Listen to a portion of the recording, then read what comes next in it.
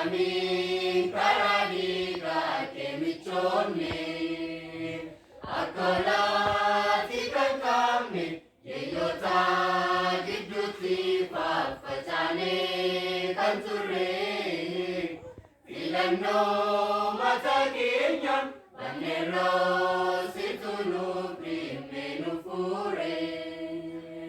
kana tunan jalisisu waike garana rasa akakete nyuturime chupa moto fitarasa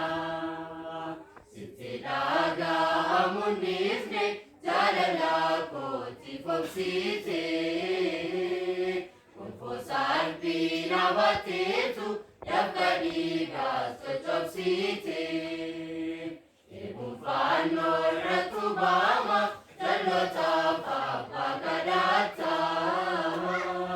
na ajaibem Yesus ko Obsi ke kumalinata Jannata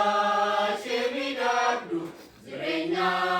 bakami jatanutu gadise anggo jatu kabdu waike kami si gadisise nuto abdi kunera panotu pajivai naluga nuktai arasa abdi sami sinanke nuke sati malatai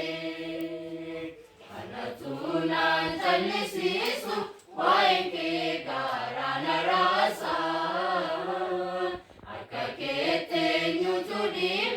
chupa moto fitarasa sitidaga amunifne jalana koti foksite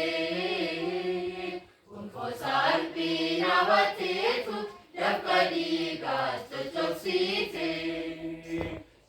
Faarfannaa ratubama jalota papagadata Yesus ko Obsi ke kumalinata